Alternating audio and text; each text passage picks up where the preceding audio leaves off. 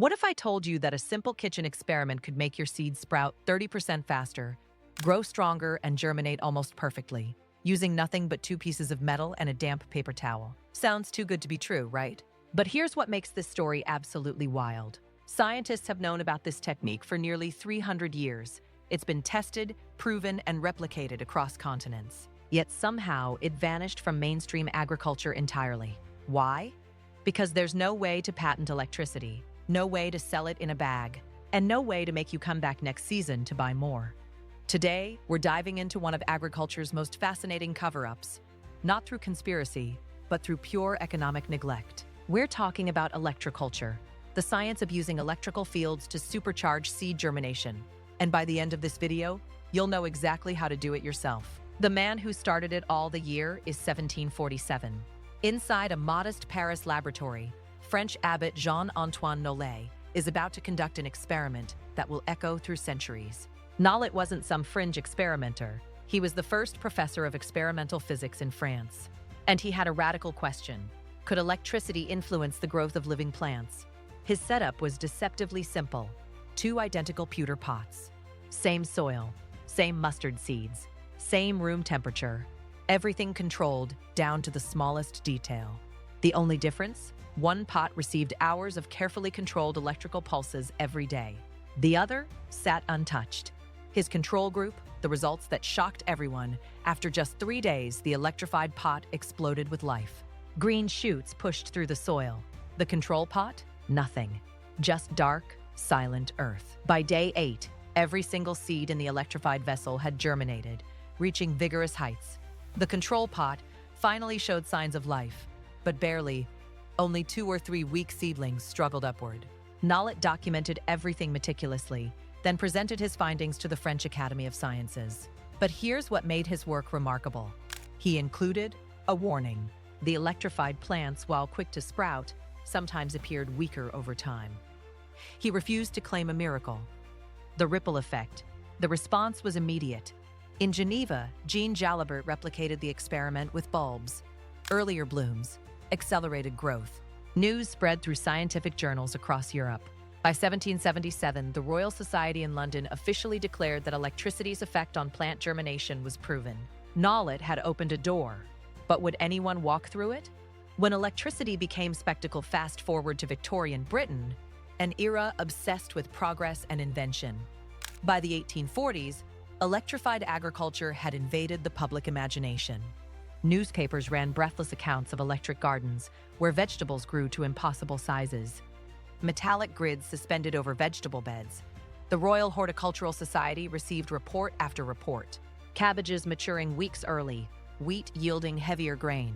One famous story told of a potato patch in Kent that dominated the local market after a season under electrified wires. The problem with Victorian science, but here's where things fell apart. Most reports were vague. Greener foliage, stronger scent, vitality. When pressed for actual data, yield weights, germination percentages, the accounts crumbled. Scientific periodicals became battlegrounds. Believers were contradicted by skeptics who found zero difference. The few rigorous field trials produced maddeningly inconsistent results. Some plots showed gains, others showed none. Some even performed worse. Despite the confusion, inventors filed patents for electroculture devices. Most never left the drawing board. By the century's end, the electric garden had become a symbol of both promise and disappointment. Too fascinating to abandon, yet too unreliable to commercialize. What went wrong? Victorian experimenters lacked understanding of the biological mechanisms. They had the right instinct, but the wrong execution. The questions they raised were left hanging, waiting for modern science to provide answers. Inside the seed, to understand why electricity works, we need to zoom into what's happening inside a dormant seed. Think of a seed as a fortress protecting potential life. Its outer coat is deliberately resistant to water. Survival strategy, not design flaw. The seed waits for exactly the right conditions before committing to germination. When water touches that seed, a chemical cascade begins. But it's slow. Water takes hours to penetrate. Meanwhile, enzymes like amylase remain dormant, waiting to convert stored starch into sugar, fuel for growth. Enter the electric field. Now introduce a weak electrical field. Place a seed between copper and zinc on a damp, salty paper towel. You've created a galvanic cell, generating steady voltage, typically 0.8 to 1.0 volts. That doesn't sound like much. That's the point. At this level, electricity doesn't shock or burn, but microscopically, it profoundly affects the seed coat's membrane. The field creates transient pores, temporary openings called electroporation. These gaps allow water and ions to flood in faster than normal, bypassing natural resistance. The result?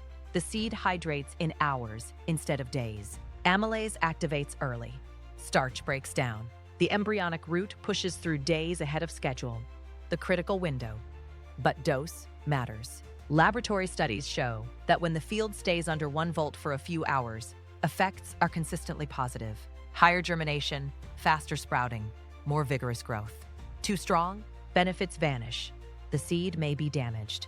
This isn't about blasting seeds with electricity. It's a gentle nudge, coaxing biochemistry into action without overwhelming it. The beauty? No genetic modification, no chemicals, just physics and biochemistry in harmony. And you can replicate this at home. Everything you need, you don't need a laboratory. Everything required probably exists in your house right now. Shopping list: non-metallic dish, plastic or ceramic, paper towels, copper strip, old penny, wire, plumbing fitting, zinc piece, galvanized washer roofing nail, hardware store flashing. Optional: basic digital multimeter to verify voltage, costs under $10. That's it. No subscriptions, just simple materials and patience. Step by step. Setup: start with your dish.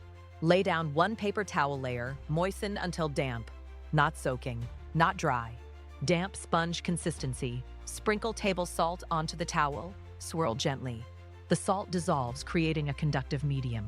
Essential: pure water isn't conductive enough. Place copper electrode on one side, zinc electrode opposite, about 2-3 centimeters apart. Thumb width. This gap is critical. If metals touch, the circuit shorts and the field collapses. They must face each other but never contact. Adding seeds between electrodes. Arrange 1-0-2-0 seeds evenly across the damp towel. Press each gently for contact with the surface. Your charging chamber is ready. Copper is positive pole, zinc negative. Together, they generate 0.8-1.0 volts. No sparks, no heat, just gentle microcurrent flowing through seeds. Verification and waiting: if you have a multimeter, use it. Red probe to copper, black to zinc. You should see 0.8-1.0 volts. 0. Check metals aren't touching and towel is damp. Low voltage? Add water or salt. Once stable, leave seeds undisturbed. 4. 8 hours. Overnight works beautifully. Don't move the tray. Don't let the towel dry out. In dry climates, cover loosely with plastic wrap, leaving air gaps. During this time, seeds absorb water and voltage together, undergoing metabolic shift that breaks dormancy. The chemical test? Want to see the science in action? After 6 hours, take seeds from both batches. Crush each gently on white paper, add iodine solution drops. Where starch remains intact, iodine turns deep blue-black. Where amylase broke down starch, color is lighter, brown or amber. The difference is visible. You're watching the seeds' awakening chemistry. Tracking results. Create a simple tracking sheet. Record how many seeds sprout at 24, 48, and 72 hours. Measure root lengths. Compare directly to control batch. Water only, no electrodes.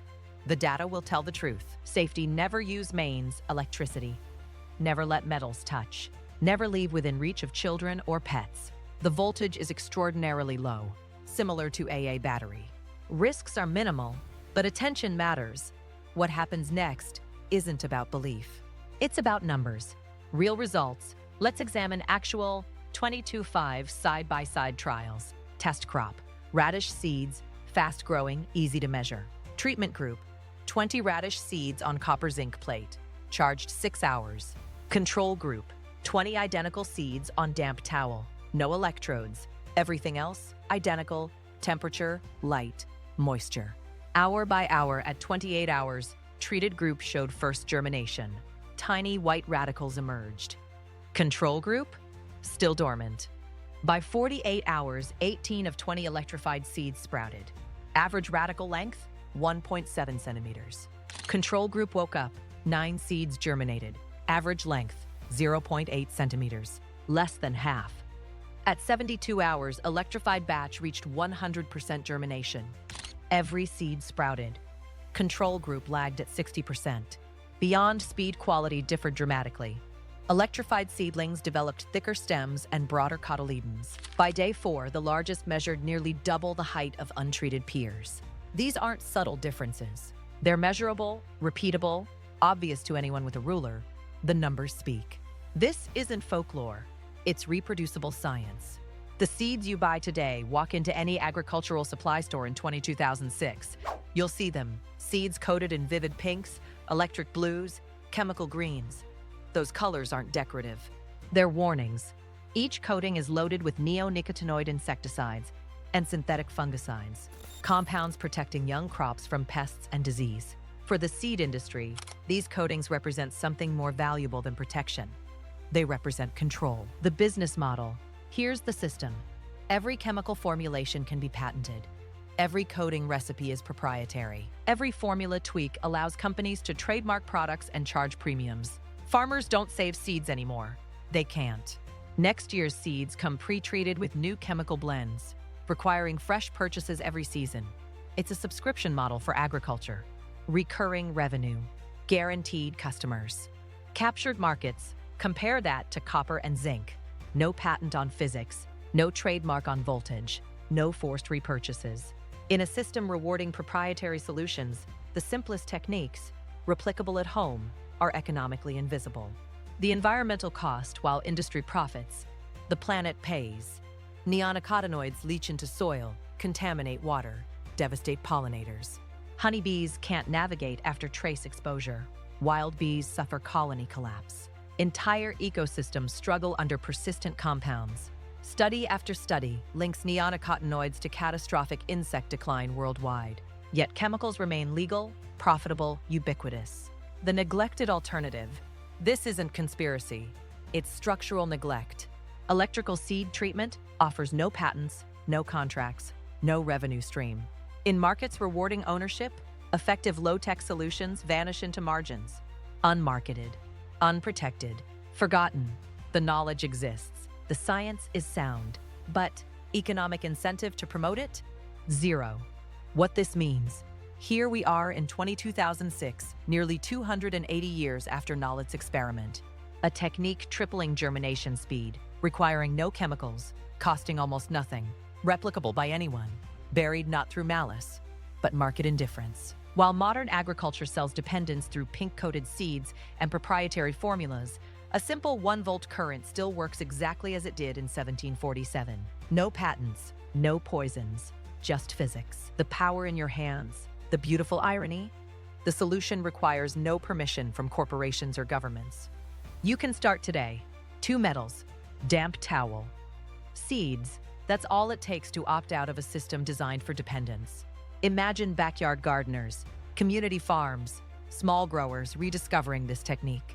Food security, independent of annual chemical purchases. Seeds sprouting faster, growing stronger, costing less. This isn't science fiction. It's science, proven, tested, waiting. The final challenge. Every pink-coated seed you buy funds a system keeping alternatives buried. Every chemical treatment accepted reinforces the cycle. But you now have knowledge agriculture hoped you'd never find. Knowledge validated for 3 centuries. Knowledge requiring only curiosity and household items. Victorian experimenters failed from lack of precision. We have no such excuse. Voltage ranges are known. Exposure times documented. Results measurable. Your move, as neonicotinoids devastate ecosystems and corporate agriculture tightens its grip. The power to rewrite that story sits in your hands, literally. Not in boardrooms, not behind patents. In your kitchen, start small. Test yourself. Document results. Share what you learn. Sometimes revolution isn't protest, it's proving a better way exists and always has. The question isn't whether this works. Data answers that. The question is, what will you do with this information? Sometimes the future of food isn't a secret locked away. It's just waiting for enough people to wake it up. So here's my final question. What would you grow if nothing held you back?